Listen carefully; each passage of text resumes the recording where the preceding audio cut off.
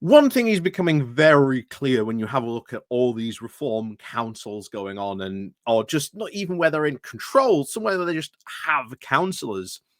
It does very much so seem like the word has got out that if you are a reform councillor, that your prime objective, your number one objective, is to be an absolute loudmouth git. Because my word, it seems to me that a lot of these reform councillors are going for any single headline they possibly can, because if you do get the headlines and maybe you happen to make it all the way into the national papers, then maybe as we'll see in a moment, Pope Nigel will come down from on high and give you the old blessing, and you'll get rewarded in some way. I think this is what has happened with George Finch. I think they know that he's got a bit of the limelight. He's rubbed shoulders with Nigel now, got in a bit of trouble.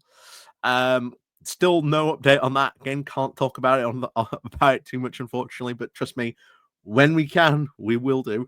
But yeah, it does seem like they are going for any extreme talking point, anything they possibly can, to a point now where you've got a row that broke out up in Scotland, in Glasgow, over a reform guy blasting a low emission zone that had already been settled 2 years ago.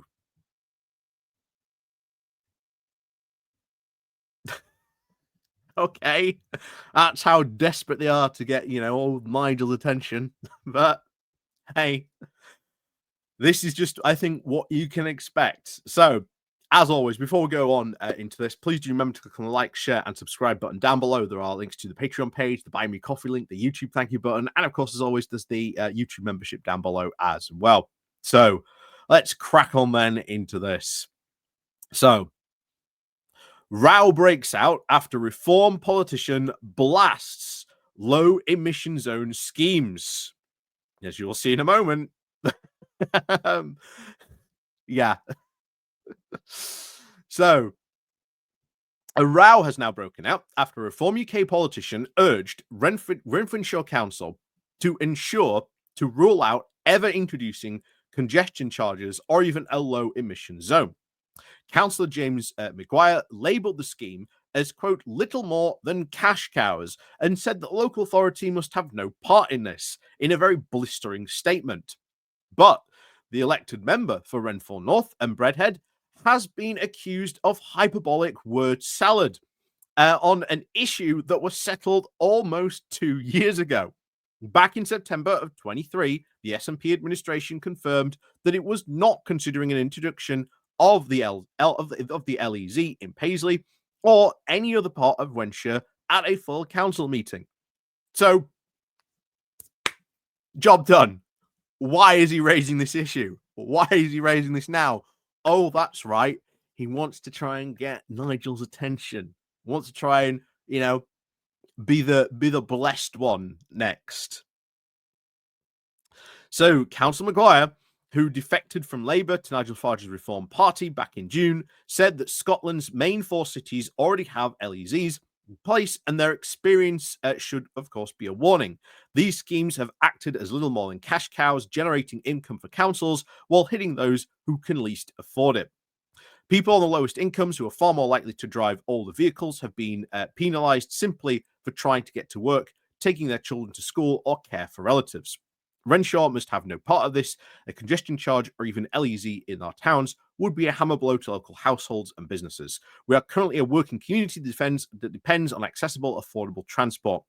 Many residents across Renfrewshire, of course, for work, education, and care responsibilities, while small enterprises rely heavily on vans, cars to serve customers and try to move goods. Imposing any extra charge on them is, of course, unreasonable. It risks undermining our local economy, making it harder for people to live and work here.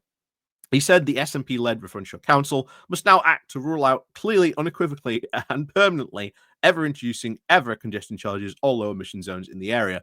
They already have 2 years ago, as it said back in September of 2023. Why is he suddenly bringing this up?